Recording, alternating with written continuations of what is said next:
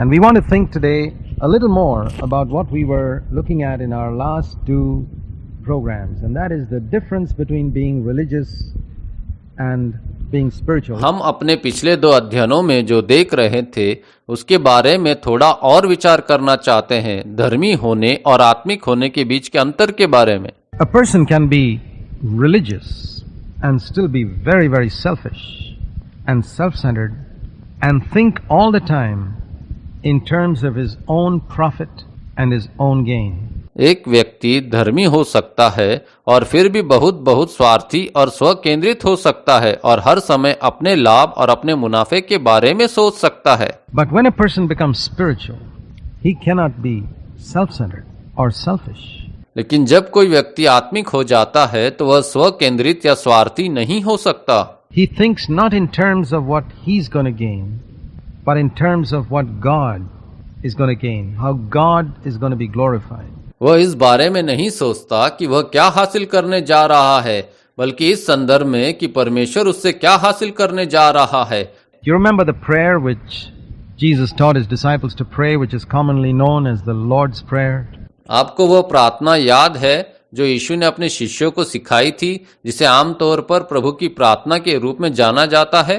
Our Father who art in heaven, followed by 6 requests. हे हमारे पिता तू जो स्वर्ग में है, इसके बाद 6 अनुरोध है. And 3 of those requests, the first 3 in fact, concern God. उनमें से 3 अनुरोध वास्तव में पहले 3 ईश्वर से संबंधित है. His name, His kingdom, His will. उसका नाम, उनका राज्य, उनकी इच्छा. And the next 3 concern ourselves.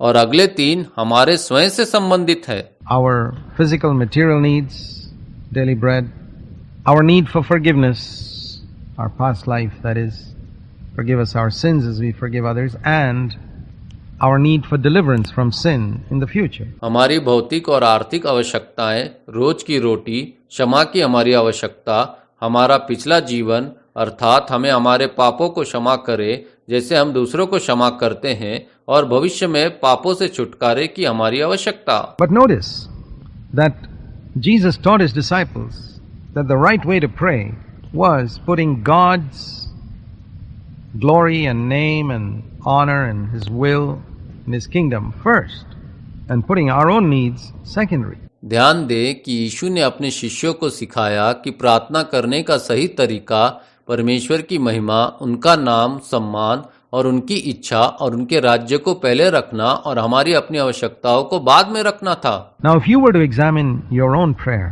अब यदि आप अपनी स्वयं की प्रार्थना की जांच करें, I mean, think of the way you prayed to God, even if it's half a minute prayers or one sentence prayers or any type of prayer or long prayers. What have you basically prayed to God for during, say, the last 1 year? मेरा मतलब है, सोचे कि आपने किस प्रकार परमेश्वर से प्रार्थना करते हैं, चाहे वह आधा मिनट की प्रार्थना हो या एक वाक्य की प्रार्थना या एक लंबी प्रार्थना हो. पिछले 1 साल के दौरान आपने मूल रूप से परमेश्वर से क्या प्रार्थना की है? When you spend time in prayer or you make short requests to God, what are you actually asking God for? जब आप प्रार्थना में समय बिताते हैं या परमेश्वर से छोटे छोटे अनुरोध करते हैं, तो आप वास्तव में परमेश्वर से क्या मांग रहे हैं? And if you're honest, you will discover how much your prayers are centered around yourself and your family. That's about it. यदि आप ईमानदार हैं तो आपको पता चल जाएगा कि आपकी प्रार्थनाएं आपके अपने और आपके अपने परिवार पर कितनी केंद्रित है. And that is an indication of the way you live also. यह आपके जीने के तरीके का भी एक संकेत है. How do you spend your money? How do you spend your time? आप अपना धन, अपना समय और अपनी क्षमताओं को कैसे खर्च करते And you may हैं? find the answer to these questions that your life is so wrapped up only around yourself and your family, and to ease your conscience, you give a little time to God. Maybe on Sunday, maybe on a Wednesday evening. आप पा सकते हैं कि इन सवालों के जवाब से पता चलता है कि आपका जीवन केवल आपके अपने और आपके परिवार के इर्द गिर्द ही लिपटा हुआ है, और आप अपनी अंतरात्मा को शांत करने के लिए परमेश्वर को थोड़ा समय दे रहे हैं. रविवार की सुबह हो या बुधवार की शाम को हो सकता है. And you feel that you're spiritual because you've given a little time to God. And maybe because you live an upright life.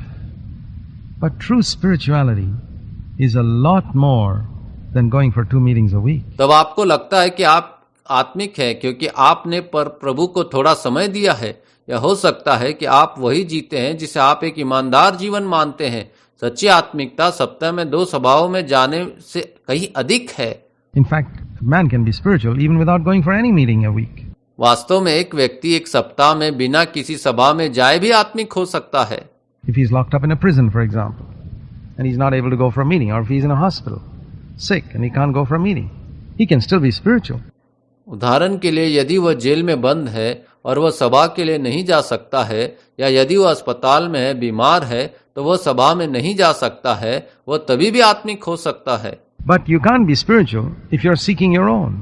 लेकिन यदि आप अपने स्वयं की खोज कर रहे हैं तो आप आत्मिक नहीं हो सकते। A religious person goes through religious acts to ease his conscience, but deep down in the center of his life, self still sits on the throne. एक धर्मी व्यक्ति अपनी अंतरात्मा को शांत करने के लिए धर्मी कृत्यों से गुजरता है, लेकिन उसके जीवन के केंद्र में स्वयं अभी भी सिंहासन पर बैठा है। And that's why Jesus said, "You can't be my disciple unless you take up the cross, deny that self which is sitting on the throne." Luke 9:23. इसलिए यीशु ने कहा, जब तक तुम क्रूस न उठाओ तब तक तुम मेरे चेले नहीं हो सकते। उस आत्मा को नकारो जो सिंहासन पर विराजमान है। लूका 9:23। Unless you deny your self, self, life, dethrone it, kill it, and follow me, you can't be my disciple. And he said there, you got to do it every day.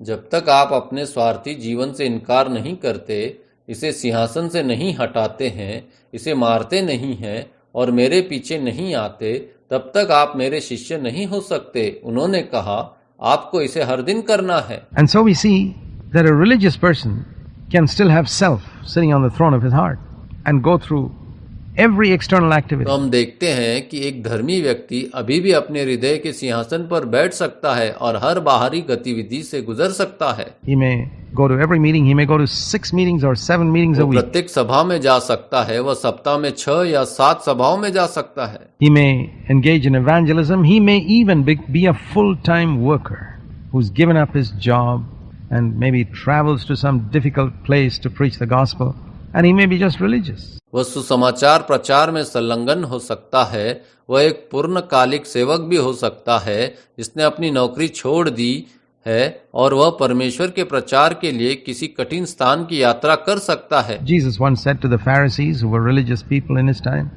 he said, "You travel land and sea, you cross land and sea and travel here and there to make converts. And what do you accomplish?" यीशु ने एक बार फरीसी से कहा, जो अपने समय के धार्मिक लोग थे, आप यात्रा करते हैं और भूमि और समुद्र को पार करते हैं, आप धर्मांतरण करने के लिए यहाँ वहाँ यात्रा करते हैं, आप क्या हासिल करते हैं? You produce people exactly like yourselves, and they have become double the children आप of hell. बिल्कुल अपने जैसे लोगों को पैदा करते हैं, नर्क के 2 गुने संतान बनाते हैं। In fact, they would have been better off if you had left them alone, वास्तव में यदि आप उन्हें अकेला छोड़ देते तो वह बेहतर because you होते, made them like yourselves, self-centered, thinking that they are spiritual when they're only religious. क्योंकि आपने उन्हें अपने जैसा बना लिया, स्वयं केंद्रित, यह सोचकर कि वे आत्मिक हैं। A lot of conversions are like that, even in Christendom today. People are converted to a form of religiosity. बहुत सारे रूपांतर ऐसे हैं, आज भी मसीह जगत में लोग धर्मी के एक रूप में परिवर्तित हो जाते हैं। They never become spiritual because self sits on the throne. They are never taught to take up the cross every day. वे कभी आत्मिक नहीं बनते क्योंकि स्वार्थ सिंहासन पर विराजमान है। उन्होंने कभी भी प्रतिदिन क्रूस उठाने के बारे में नहीं सोचा। Think about yourself. Has anybody ever taught you what it means to deny yourself every day? अपने बारे में सोचो, क्या कभी किसी ने सिखाया है कि हर दिन खुद को नकारने का क्या मतलब है? To take up your cross every day, and yet you read Luke 9:23. What does it say there? हर दिन अपना क्रूस उठाने के लिए, जैसा कि आप लूका 9:23 में पढ़ते हैं, वहाँ क्या कहा गया है? He says, unless you do that every day, you cannot be his disciple. You cannot follow him. यह कहता है, जब तक आप प्रतिदिन ऐसा नहीं करते, आप उसके शिष्य नहीं हो सकते, आप उसका अनुसरण नहीं कर सकते। It is impossible. He said that in Luke 14 verse 27 too. यह असंभव है। उसने लूका 14:27 में भी यही कहा। You cannot be his disciple if you don't follow him, if you don't take up the cross every day. आप उसके शिष्य नहीं बन सकते यदि प्रतिदिन आप अपना क्रूस नहीं उठाते। The religious man is thinking like this. धर्मी व्यक्ति ऐसा सोचता है। This is the way his thought processes work when he becomes a Christian. अर्थात जब वह मसीह बन जाता है तो उसकी विचार प्रक्रिया इस प्रकार काम करती है। What can I get from the Lord? मुझे प्रभु से क्या मिल सकता है? Can the Lord give me forgiveness of sins? Yeah, I want that. क्या प्रभु मुझे पापों की क्षमा दे सकते हैं? हाँ, मुझे वह चाहिए। Can he give me healing? Yeah, I'd like that. क्या वह मुझे चंगाई दे सकता है? हाँ, मैं वह चाहूंगा। Can he give me heaven after I die? Yeah, I want that too. क्या मेरे मरने के बाद वह मुझे स्वर्ग दे सकते हैं?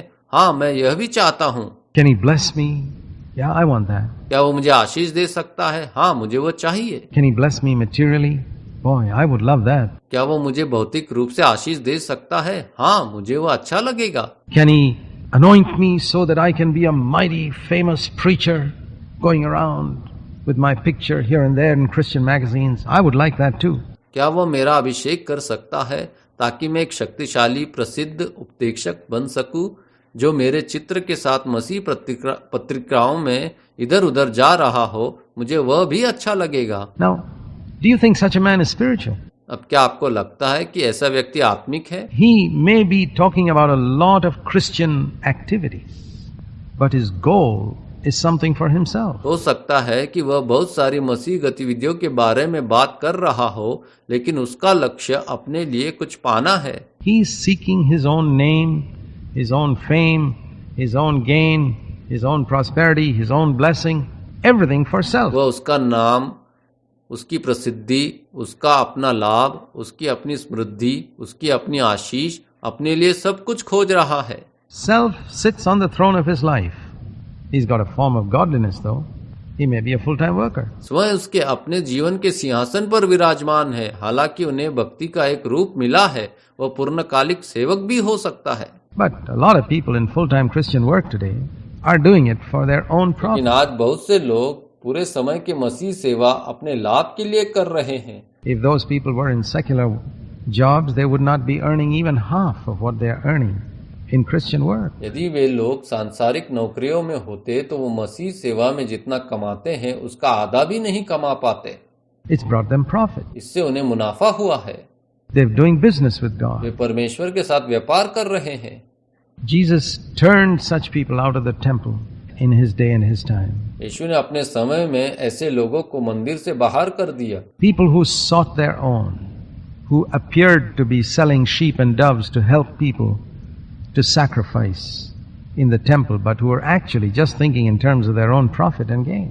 वे लोग जिन्होंने स्वयं के लाभ के विषय में ही सोचा, जो मंदिर में बलिदान करने में लोगों की मदद करने के लिए भेड़ और कबूतर बेचते हुए दिखाई दिए, लेकिन वास्तव में केवल अपने लाभ के बारे में सोच रहे थे और अधिक लाभ। Do you know the amount of religiosity there is in Christendom today that goes undetected, disguised as Christian work? क्या आप जानते हैं कि आज मसीह धर्म में कितनी धार्मिकता है जिसका पता नहीं चल पाता? मसीह सेवा के वेश में Oh, there's such a lot of that.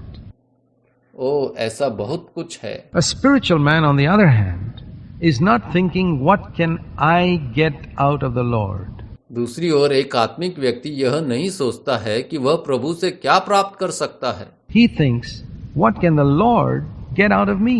वह सोचता है प्रभु उससे क्या प्राप्त कर सकता है। What can the Lord get from this one earthly life that I have? उसके पास जो एक सांसारिक जीवन है उससे प्रभु को क्या मिल सकता है? What's the maximum that he can get? प्रभु उससे अधिकतम क्या प्राप्त कर सकता है? Now, I believe if you're honest as you listen to this program, you can ask yourself, what is your attitude towards the Lord? अब यदि आप ईमानदार हैं, जब आप इस प्रोग्राम को सुन रहे हैं तो आप स्वयं से पूछ सकते हैं, प्रभु के प्रति आपका दृष्टिकोण क्या है? Are you always thinking, what is the next thing I can get from the Lord for myself or my family? क्या आप हमेशा सोचते रहते हैं कि मैं अपने लिए, अपने परिवार के लिए प्रभु से अगली बात क्या प्राप्त कर सकता हूँ? Or is your attitude, what can the Lord get more out of my earthly life before I leave this earth? What more can he get out of me? यह आपका रवैया यह है, इस पृथ्वी को छोड़ने से पहले प्रभु मेरे सांसारिक जीवन से और क्या प्राप्त कर सकता है, वह मुझसे और मेरे अंदर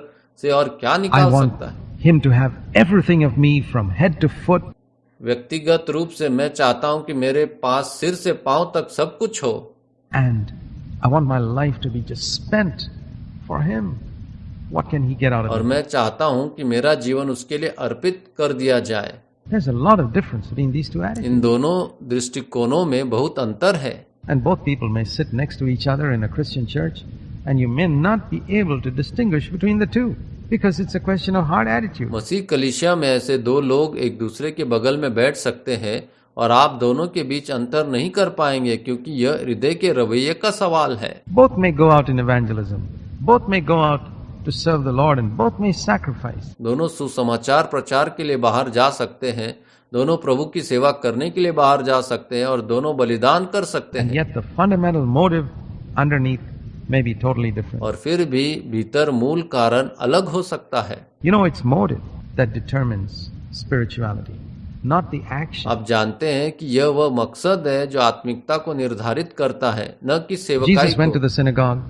The Pharisees went to the synagogue. यीशु आराधनालय में जाता था और फरीसी भी आराधनालय में जाते थे। But do you think they were both equally acceptable to God? क्या आपको लगता है कि वे दोनों परमेश्वर के को समान रूप से स्वीकार्य थे?